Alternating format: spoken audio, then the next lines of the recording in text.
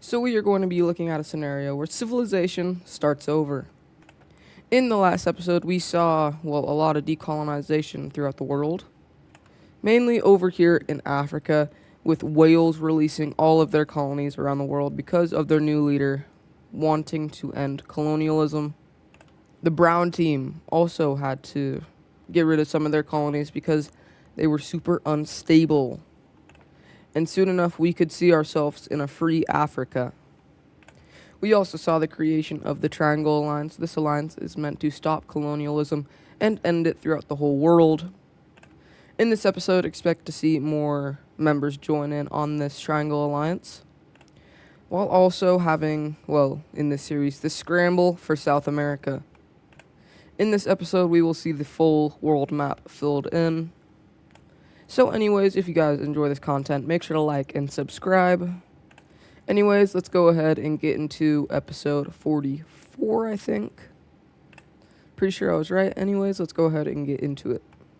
Starting off over in Sri Lanka, we need to, well, get rid of a nation. And this is going to be this green nation invading into this pink one right here. That is not it, as we see this blue nation completely take over this pink one right here. And that is the daily Sri Lanka update of this episode. Anyways, let's go ahead and go over to China because they are going to be making a economic alliance. This alliance is going to be the Arrow Economic Alliance because, yeah. This economic alliance is going to be meant to just share an economy around Asia.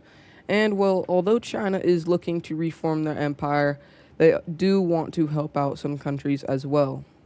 The first one that is going to join, this is Taiwan, and the reason they do this is because they actually have really good relations right now with China. China has officially went out and said that they are not going to invade Taiwan. And Taiwan is the fourth strongest country in the world, I think, so it is good that they aren't getting invaded. If you remember this purple country, it was very important. This was the first real democratic nation inside of the world, and they have just joined this economic alliance because of this Great Depression going around after World War II, their economy has kind of been hitting the road. We also are going to see this new Japanese country join in on it. This isn't really for economy, this is more for protection, because if one of these countries did get invaded, this Japanese country does think that they would get involved because the economy of all of these guys could start tanking. Then we also see this red country join in. If you remember, I think it was a couple episodes ago, I said that China and this red, I'm just going to call it red Chinese country. I don't even know what to call this. This red country right here and China have been going on better relations recently. There are going to be, I think, one more country is going to join this economic alliance for now. And that country is going to be this blue one up here. They don't have much population, and their economy after the war, these guys almost fell apart. So they really needed this economic union, which all of these guys who joined are going to be forced to switch their currency over to the Chinese one. But they're completely fine with that because money is money. Anyway, staying inside of Asia, we actually have to go over to Korea because they are going to be invading into this red country up here. If you remember, this red country used to be a really good ally of the old Korean country. But ever since they've taken on a fascist regime, this is like the real fascism. What the Greeks were doing was like an experimental type of fascism. This was like the 1800s, or like not even, a very, very, very early age of fascism. The Koreans are kind of like Italy in World War II. Democratic values are thrown out the window. And we have our kind of really first fascist nation because this is like real fascism. This fascism wasn't as bad. Anyways, we see a invasion of the fascist Korean country into this kind of, I think I called it northern North Korea. And also I have done provinces over here, mainly in Japan, but I have also done it over here. Haven't finished this guy yet, but I am getting closer and closer. I am not excited for Africa. But this Korean country isn't going to be the only country joining in on this war. Although they do capture the capital very quickly in this war, this pretty much spells the end for this country. And it's kind of just collapsing now. Although they just formed an economic union, China is going to be invading into this country because it really is just free land. What is the point on not getting some of this yummy free land if, well, it's just all going to be gone soon? They're only going to get a little bit, though, as Korea is going to cut them off from getting any more. This will make relations between China and Korea pretty hostile, but Korea doesn't care because all they care about is expanding their fascist regime and going into other countries. Soon into the war, they take over all of these territories. The rest of this land is going to get underneath a new government. They have a civil war, or really just a rebranding of government. This really is just the same country, but a different government. And that was like this war that happened up here. Let's go ahead and look at a peace treaty. Korea is going to be taking over all of these provinces. And if you look at it without the province layer, there is more to be given out to Korea, which I'm going to do off camera. We see China getting the rest of these provinces over here. China, although they definitely could have gotten more land, they are happy with this land because this land does actually have quite a bit of population, surprisingly. And something really sad for this country is going to happen, as this blue country right here is actually going to demand, like, provinces away because they say that they ruined the Chinese economy, even though it didn't really do anything. This blue country is going to demand over all of these provinces over here, which they are going to get these provinces and this northern part of this island. They demand it as well. And, well, this country is pretty much just ice. No, well, not just ice, but it's very cold and they don't have much population. This gold country's new capital is going to be going over here in their warmest major city that they have.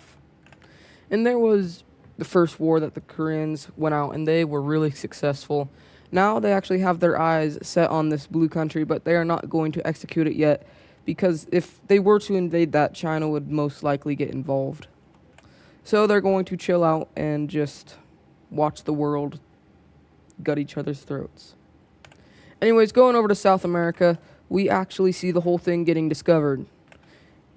Over the last little bit, they have been working to discover all of South America, and now every single bit of the world has been discovered. Well, only if Antarctica was on this map, then, yeah, I don't know why it's not there. Similar to what we saw happening in Africa, we actually see a gigantic scramble for South America. The first one to actually land on this continent is the blue team, who are going to expand their little colony very quickly around this Brazilian area. The Dutch are then going to make a landing over here inside of the southern part of this continent. And we just have, well, these two are really the only countries that can colonize at the moment. There is Yugoslavia, but Yugoslavia is kind of stuck inside of the Mediterranean Sea. So we actually see China start colonizing these areas over here around Peru, going down into Chile. And yeah, this is going really good for them. And this Colombian country, or Venezuela, whatever you guys would like to call it, this country right here is going to be like, stop right now, or I will hurt you. All three of these guys look at this guy. What are you doing? We would destroy you. So instead of getting destroyed, this Colombian country is going to propose a treaty to divide up South America. Why would this country do that? Well, although they hate colonialism, they don't want to disappear off the map. All three of these guys are going to agree, so we're going to look at the Peace Treaty of South America, which is going to look something like this. This is what they come up with in the Peace Treaty. Starting off, this Colombian nation over here is actually going to get a lot of land out of this. They get pretty much all of the northern part of Colombia and all of northern South America. There it is. We then have the blue team pretty much getting all of Brazil. This is just a Brazilian region, and, well, yeah, I like these borders so far. There aren't many I don't even think there is any straight lines inside of this continent. This is actually a pretty quick peace treaty to be drafted up. The brown team is pretty much just going to get all of these Argentinian lands, just like this. And then China is actually going to get their biggest colony yet inside of South America. And that is kind of this Peruvian area. There is the peace treaty of South America. Of course, it's not called South America in this timeline. I'm just going to call it South America for simplicity's sake. With this new colonization of land, we actually see some new people joining in on the Triangle Alliance, and we actually see some people joining in on the Star Alliance. Starting off, I feel like the most obvious one is Colombia joining in on the Triangle Alliance. After all of this happened, they don't really want to be colonized.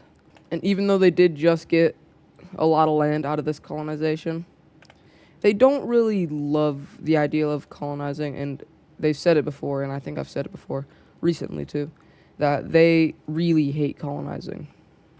We see this Quebec country up here joining in on the Star Alliance, and this like teal blue one also joining in on it. Also see some of these new African areas like South Africa joins in on this alliance. This kind of Horn of Africa country over here, or you could just call it Ethiopia. As well as some of these new nations that popped out of Wales' old colony are going to go ahead and join up with this alliance. Actually, a lot of them are, being 4 of these colonies joining up with the alliance. But that's not the only thing, because the red Italian country is going to join in on this alliance because, they hate colonialism. And also, they really hate the northern Italian country, so that just gives them another reason to join in on this alliance. There are a lot of people inside of this new Triangle Alliance, but now let's look at the people who join in on the Star Alliance. Well, China has just went in on the Star Alliance.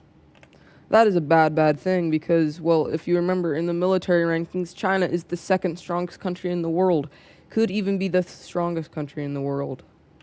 That's not it, as we also see Ukraine join in on the Star Alliance. This isn't for colonialism, this is for protection, because it's looking more and more likely that Russia is going to invade them. Kind of these same things stand for Finland. They kind of are scared that Russia might invade them, but it's also the fact that the brown team has been a really good ally to Finland ever since they became a country, and they kind of trust the brown team. There are the new people in the alliances. Now let's go look at something else. With this, I do want to talk about, because in World War II, this kind of red Siberian nation was on the 6-Star Alliance, I believe. And they did not get invaded by the Russian country. The reason for that was the Russian leader at that time had family that was living inside of this country. It was actually the leader of this country was from the leader of this Russian country's descent. This Russian country did not want to lay hands, so these two signed a treaty to not invade each other. That treaty has since fallen through, and this new Russian country kind of wants some land. So immediately we see Russian troops pouring across the line, taking this major city, and just immediately just falling across these lines, not focusing much up here in this colder region, but just going out, capturing another major city in a matter of days. This Siberian country is freaking out because, this Siberian country is actually very, very, very weak, as Russia is going into their more populated areas. There is something good that happens, as this Siberian country does manage to cut off the Russians inside of this major city and encircle them. But this doesn't last for long, as the Russians are going to start pouring out through these colder regions. People who are meant to specially fight inside of these regions are going up here. And it is going to be over, as they're doing a kind of encirclement of the encirclement, going around and meeting up with these kind of meeting up with this front line over here. And they slowly start to squeeze down in on this little encirclement, like in an anaconda constricting its prey. And soon enough, this whole area falls over to Russians. Soon enough, we actually see the pink team over here start an invasion of this red team. And this shows how weak this country is and why has it been here for so long. The same thing will happen to this with this green country, capturing a lot of major cities actually in the process, going around this Central Asian area. This light lime seafoam green country is also going to start an invasion over here, capturing quite a bit of land, and this is all that they are going to take. Then this country right here is also just going to invade. I mean, what's the point on not doing it? It's pretty much free land at this point. This country has no more military, so they kind of just cease to exist very soon. They don't surrender, but they kind of just get eaten up by the Russians, and, well, probably the biggest country in the world has just fallen, and that shows that size does not matter. With this peace treaty, we have this Siberian nation getting quite a bit of land out of this. Granted, it's not very valuable land, but it is land. The pink team also expanded up north. Some of these provinces are not finished yet as well. So I will be working on these, but the Siberian one and this pink one decided to split a province right here, and this big province over here has not been finished yet. This green team right here expanded quite a bit. Well, this is the strongest out of like these Central Asian countries. And this right here is the old kind of red team government right here. It still relies, it's just a puppet state of the Russians now. And the Russians get all this land. Russia is almost back to where it was before World War I. And that is going to do it for this episode. If you guys enjoyed it, make sure to like and subscribe.